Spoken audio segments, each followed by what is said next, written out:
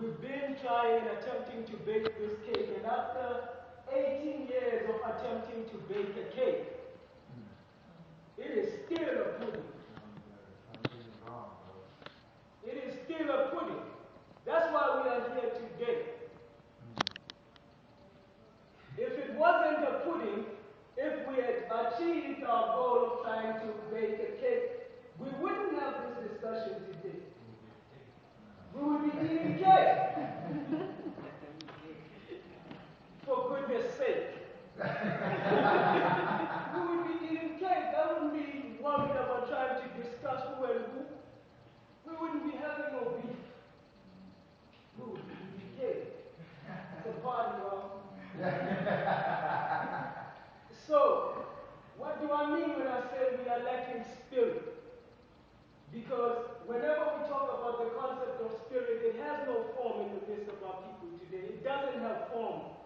Because whenever I say spirit, you want to, think about religion. But what I'm talking about, what I'm trying to present to you is not that.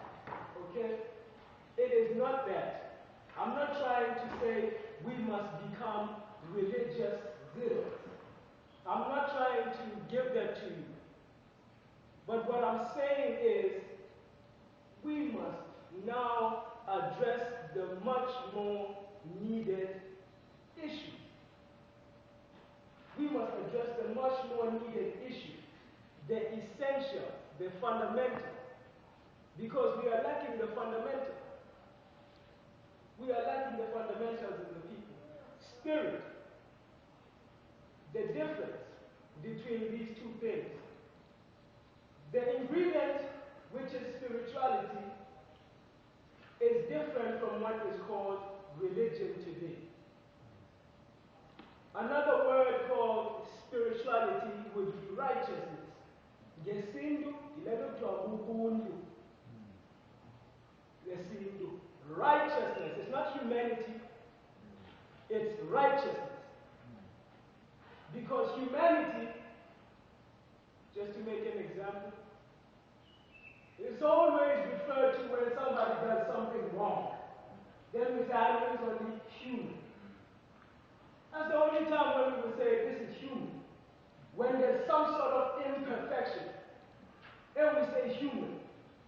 But we can't equate to undu to human.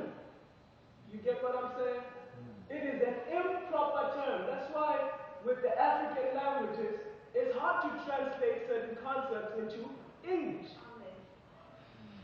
It's hard because you need an African perspective to understand that. So that's why we must intensify on this idea. When we are discussing music, we're discussing more than just entertainment. More than just entertainment. I say religion and spirituality are two different things. In that religion gives you or isolates you, as my brother had put it, it isolates you with your own personal relationship with your God. Whatever is fine with you and how you want to perceive your God, then it goes. But spirituality, which is righteousness, Ubuntu, ties you to a larger picture. It ties you to what we call ecology. Ecology. I know when I say ecology, any of you biologists, when I think of the plant kingdom and animal kingdom, but we're talking about a lot more bigger picture. The ecology of people. The village of thought. Yeah, maybe you relate to it much better. The village of thought. I want you to read the definition of ecology. The definition of ecology. Ecology. A system within which an interrelated and interdependent set of elements and factors interact, coincide, and coexist. These elements and factors may be environmental, biological,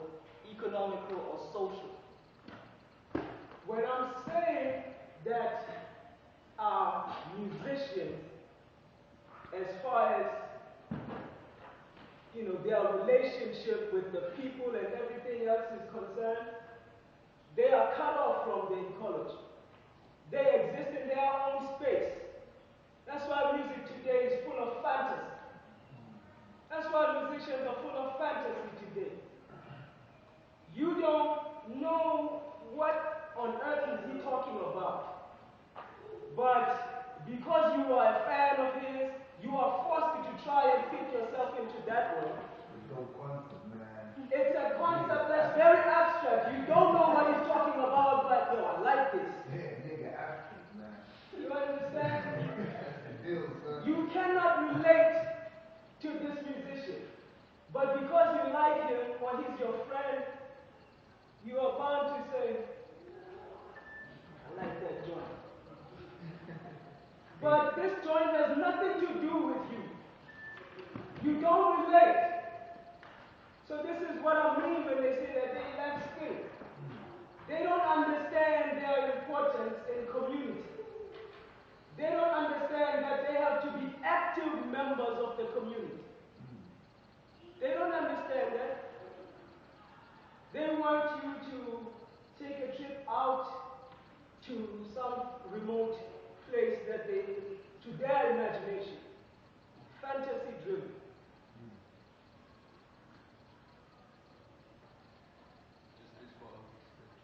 Okay, this is a scripture from the Bible. The book of John, chapter 6, verse 63. It reads, "In the beginning was the Word, and the Word was with God, and the Word was God. The same was in the beginning with God. All things were made by him, and without him was not anything that was made. In him was life, and life was the light of men." This is a definition of the word I got from Webster's dictionary. What is word? An oral or written sign denoting a thing or an idea. Word is an oral or written sound or sign which denotes an idea or a meaning. Which means words are simply vehicles used to transport thoughts, ideas, which is spirit, right? Spirit is thought. Thought is spirit. Spirit is thought and thought is spirit. So, if words have no meaning, they have no idea behind them, there is no word. Because what will it be denoting? There is no word without meaning.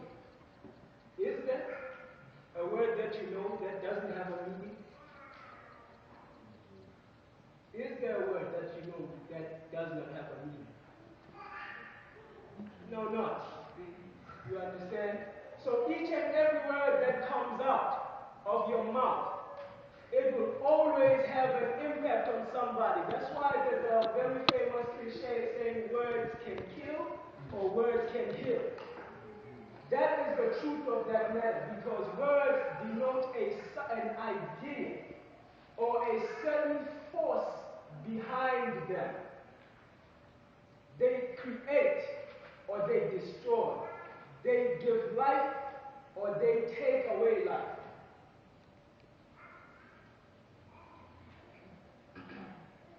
Words are like containers for ideas, spirit or thought. In other words, they have meaning or understanding and intent. Words are the creative power that cause things to happen. Words are the creative power that cause things to happen. You know that many people, in fact some people, have died only at hearing words. And then you would hear the news that Granny died of stroke because somebody whispered something to her ear. Does that sound realistic? when it happens. Because there are certain words that cause you to die. There are certain words that cause you to want to jump up for joy. There are certain words that just make you want to dance. That's the power of words. Now we are going to get to the part of musicians. This is a quote I took from a book called The Secret Power of Music. Okay. From The Secret Power of Music, page 29 by David Tame. For perhaps two decades now, there has occurred the beginning of a new awareness abroad in the world, not only in music, but in many areas of life. Not only in music, but in many areas of life. There has been an awakening that has been happening. Among a certain minority of people, there is to be Among found a certain minority indeed. there is to be found a resurgence of committed interest in matters of the spirit. Young and not so young people are frequently to be found rejecting the materialist worldview outright. Yet what I believe will become clear in the pages ahead is that for all our rejection of the philosophy of materialism, we have nevertheless failed to reject the music of materialism. Almost every form of 20th century music is utterly devoid of genuine, regenerative spiritual value. Almost every form of the 21st century or 20th century music is sick. Almost every form is sick. You ill, man. That's the truth. Yeah. The ancients may have well been correct in their belief that music patterns affect life patterns, and if so, then for a grassroots movement back towards spirituality to allow itself to continue to be subjected to the music of individuals who are of an entirely different frame of mind makes no logical sense. Doesn't make no sense. The minds of these performers are gross and coarse. To follow them whilst appearing upward makes no more sense than to attempt to climb a mountain by rolling downhill. So, what David Tame is saying up here is that modern musicians with their music are consistently causing the world to go down.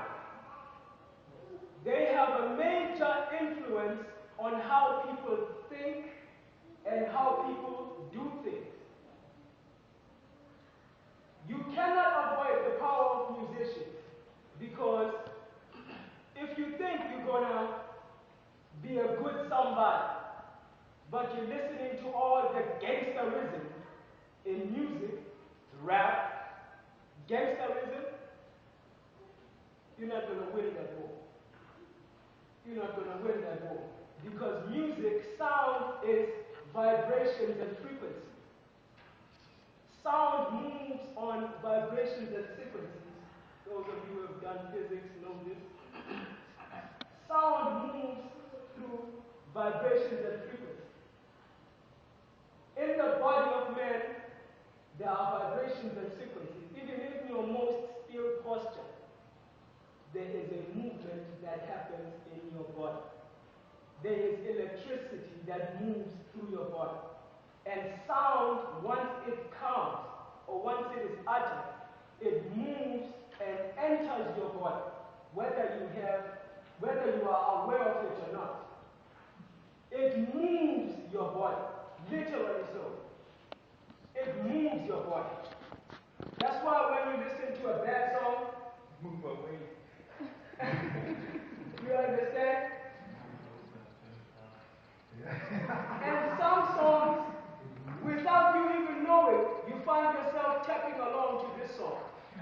You didn't want to dance to this song, but you tap along to the song. This is how armies, this is how Itoitos were so successful. Because even the most fearful cowards among us, yeah, the word cowards, James described. But once we sing that song, Ma Buiwe, he's there.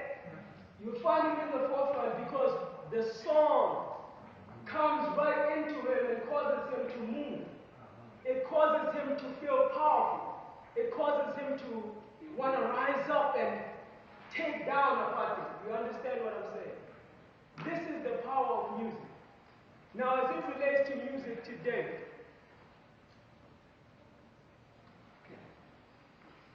when a profession is made an industry, it undergoes a content transformation suitable for the end to be attained.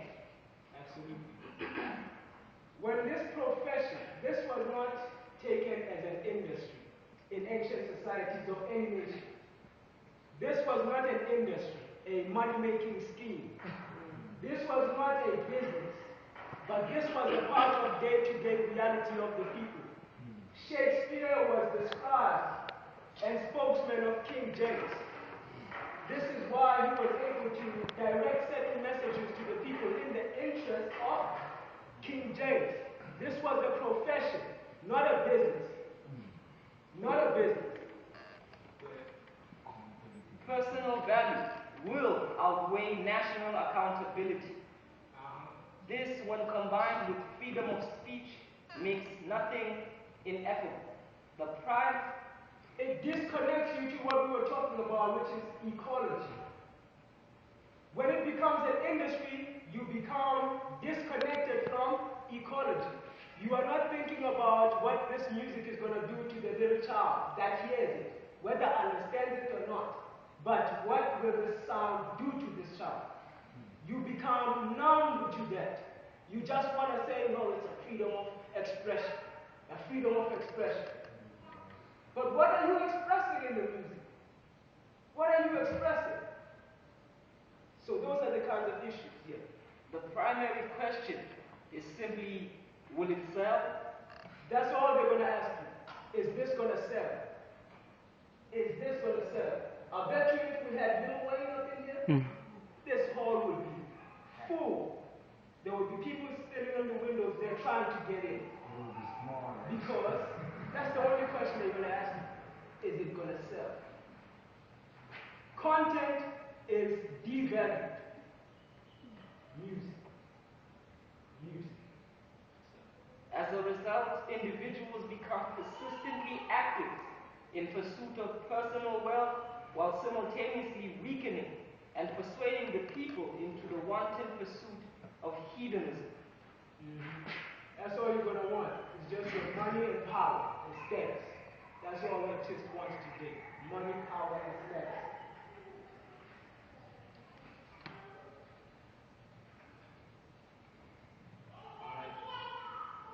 The music we listen to.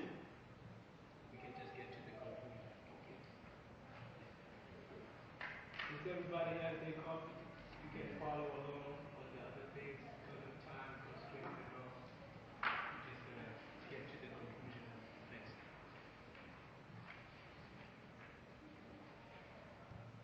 The conclusion is, musicians have to be more reality-based instead of fantasy-driven.